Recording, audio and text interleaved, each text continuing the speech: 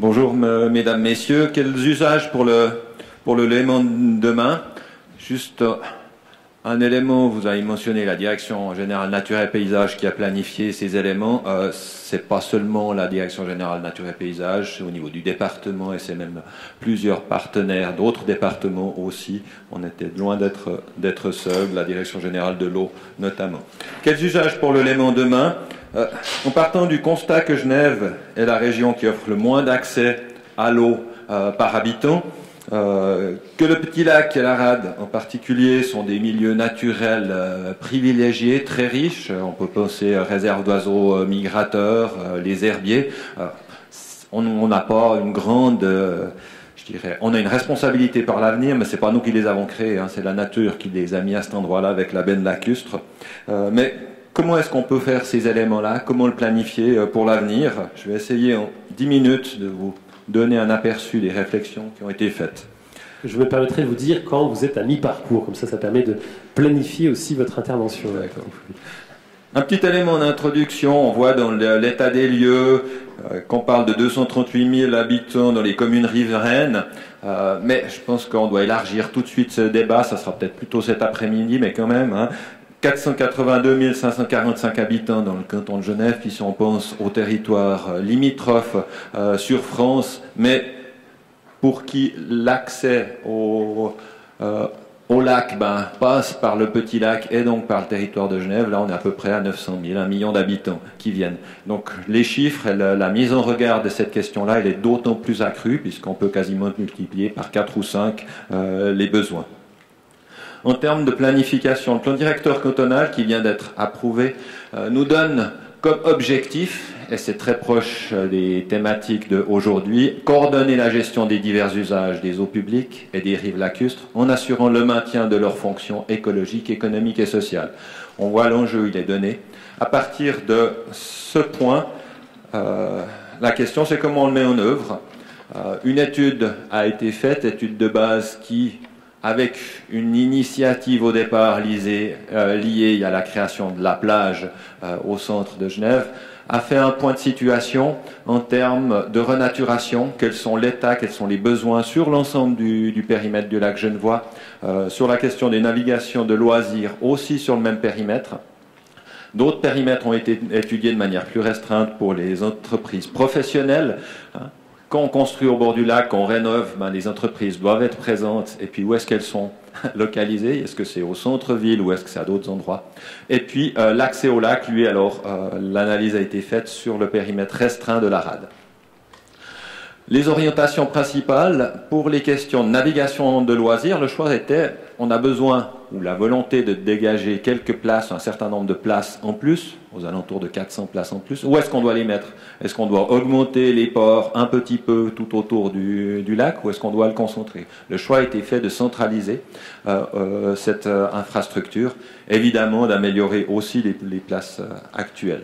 Pour l'accès à l'eau, amener la population à pouvoir accéder. Alors il y a la plage, c'est un élément, mais ce qui nous occupe plus dans le quotidien, c'est l'amélioration des accès ponctuels, et c'est de faire des améliorations tout autour quand on a des situations qui sont possibles.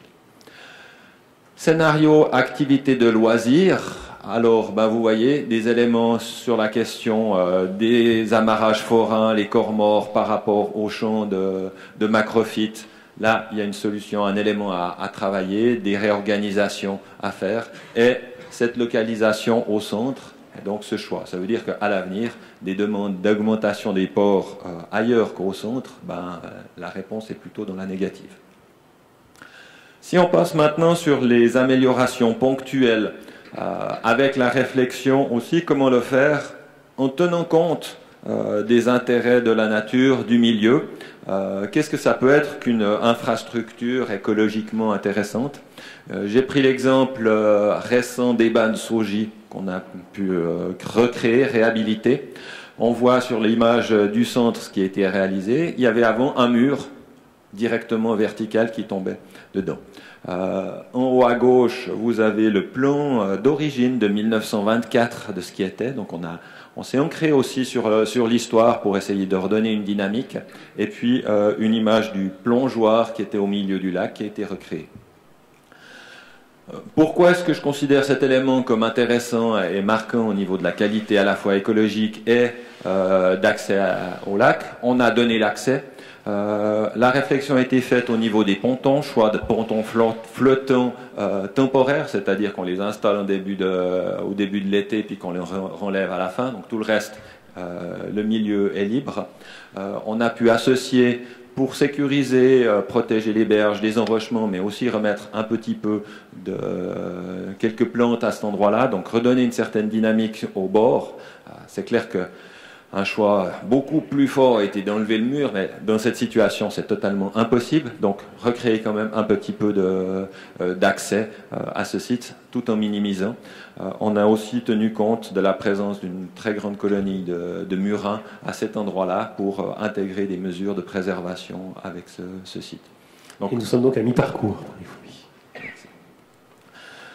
Pour la question de la nature, de la renaturation, identification de tous les sites à préserver, des potentiels de renaturation, donc déjà existants, les embouchures, mais aussi de voir qu'est-ce qui peut encore être fait. Et on voit avec la flèche rouge, par exemple, en bas à droite, les quais de colonies. Aujourd'hui, c'est une route, un mur et puis de l'eau.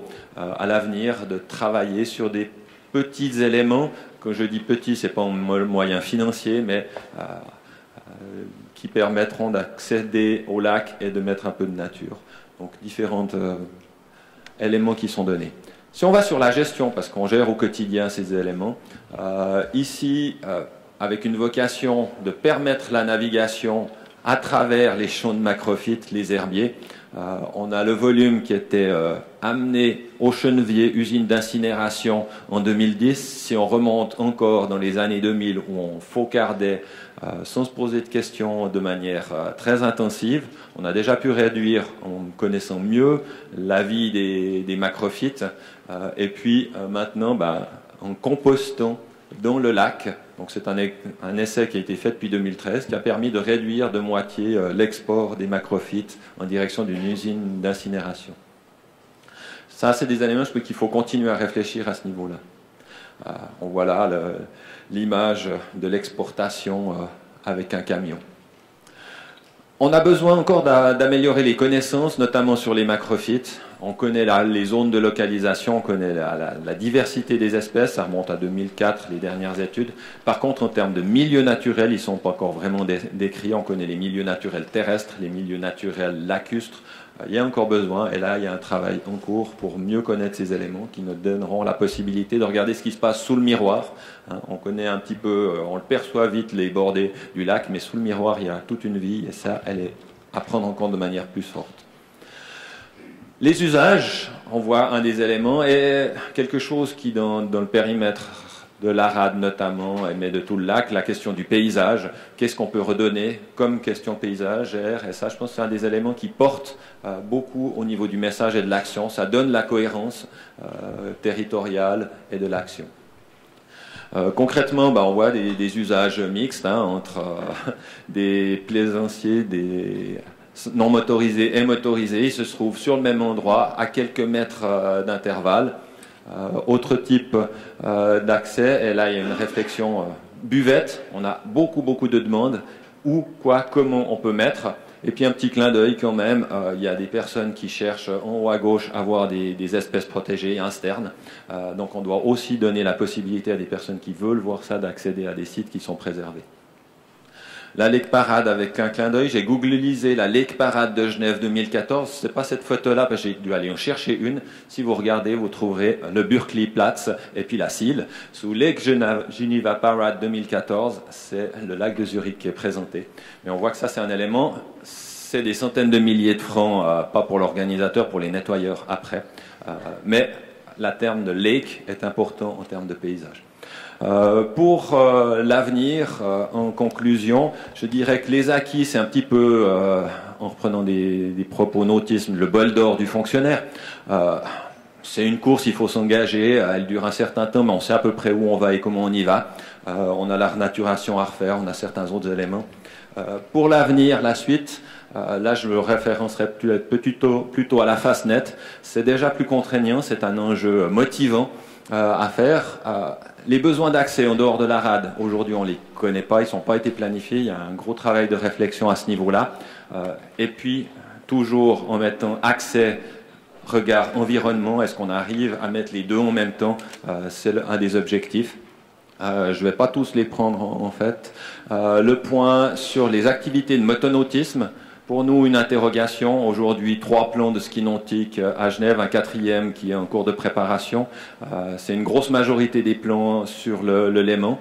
C'est quoi l'arbitrage? Quelle est la politique? Quelle est la gouvernance pour ces éléments-là? Je pense que là, il y a un débat à avoir. Est-ce qu'on doit concentrer sur Genève la majorité ou pas? Un élément qui nous est docté par la Constitution fédérale, l'accès pour tous, mobilité réduite. Le bord du lac, c'est souvent en pente et glissant. Comment est-ce qu'on arrive dans les éléments concrets à redonner ou à donner un accès à cet élément-là? Et une ouverture peut-être pour cet après-midi aussi, les enjeux paysagers et la relation entre les espaces publics lacustres et l'espace public terrestre. Les espaces publics terrestres sont sous la ligne des communes majoritairement, l'espace public lacustre sous celle du canton. Et puis la cohérence, elle a donné entre les deux. Aujourd'hui, la planification, elle nous donne plutôt une approche lacustre, mais si on veut que ça fonctionne, il faut que les deux soient mis ensemble.